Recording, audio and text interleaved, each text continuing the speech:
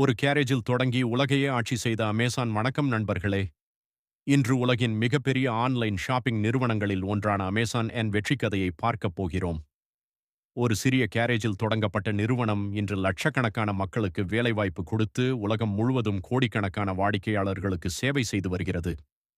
இந்த அசாதாரண வெற்றிக்கு பின்னால் இருந்த மனிதர்தான் ஜெஃப் பெசோஸ். அவருடைய கனவும் விடாமுயற்சியும் அமேசானை எப்படி உலகின் முன்னணி நிறுவனமாக மாற்றியது என்பதை தெரிந்து கொள்வோம். ஜெஃப் பெசோஸின் ஆரம்ப வாழ்க்கை.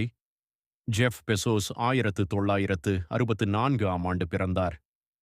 சிறு வயதிலிருந்தே தொழில்நுட்பம் மற்றும் கண்டுபிடிப்புகளில் அதிக ஆர்வம் கொண்டிருந்தார். பின்னர் அவர் பிரின்ஸ்டன் யூனிவர்சிட்டியில் படித்து கணினி அறிவியல் மற்றும் மின்பொறியியல் துறைகளில் பட்டம் பெற்றார். படிப்பை முடித்த பிறகு பல உயர்ந்த நிறுவனங்களில் வேலை செய்தார். ஆனால் அவருடைய மனதில் ஒரு பெரிய கனவு இருந்தது. அது சொந்தமாக ஒரு நிறுவனத்தை உருவாக்க வேண்டும் என்பதுதான். அமேசான் பிறந்த கதை 1994ஆம் ஆண்டு. இணையத்தின் வளர்ச்சி வேகமாக அதிகரித்துக் கொண்டிருந்தது. இந்த வாய்ப்பை உணர்ந்த ஜெஃப் பெசோஸ் தனது நல்ல சம்பள வேலையை விட்டுவிட்டு ஒரு புதிய முயற்சியை தொடங்க முடிவு செய்தார். அவர் தனது வீட்டின் கேரேஜிலிருந்தே அமேசான் நிறுவனத்தை தொடங்கினார். ஆரம்பத்தில் அமேசான் புத்தகங்களை மட்டுமே ஆன்லைனில் விற்பனை செய்தது. ஏன் புத்தகங்கள்? ஏனெனில் உலகில் அதிக வகைகள் கொண்ட பொருள் புத்தகங்கள்தான். அவற்றை ஆன்லைனில் விற்பனை செய்வது எளிதாக இருக்கும் என்று அவர் நினைத்தார். இந்த முடிவு பின்னர் சரியானதாக நிரூபிக்கப்பட்டது. வளர்ச்சியின் தொடக்கம். அமேசான் தொடங்கப்பட்ட சில மாதங்களிலேயே அமெரிக்கா முழுவதும் இருந்து ஆர்டர்கள் வரத் தொடங்கின. ஒவ்வொரு புதிய ஆர்டரும் வந்தபோது அலுவலகத்தில் 1 மணி அடிக்கப்படும் என்று கூறப்படுகிறது. ஆனால் ஆர்டர்கள் அதிகரிக்க ஆரம்பித்ததால் அந்த மணியை அகற்ற வேண்டிய நிலை ஏற்பட்டது. பின்னர் அமேசான் புத்தகங்களுடன் சேர்த்து இசை சிடிகள், எலக்ட்ரானிக்ஸ் பொருட்கள், ஆடைகள் மற்றும் பல பொருட்களை விற்பனை செய்ய ஆரம்பித்தது. மக்கள் வீட்டில் இருந்தபடியே பொருட்களை வாங்கும் வசதி கிடைத்ததால் அமேசான் மிக வேகமாக வளர்ந்தது. சவால்களும் போராட்டங்களும். அமேசான் பயணம் எளிதாக இருக்கவில்லை.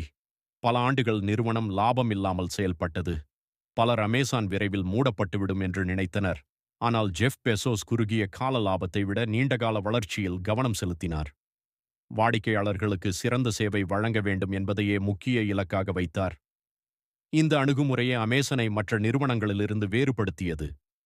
உலகின் முன்னணி நிறுவனமாக அமேசான். இன்று அமேசான் ஒரு ஆன்லைன் ஷாப்பிங் நிறுவனம் மட்டுமல்ல.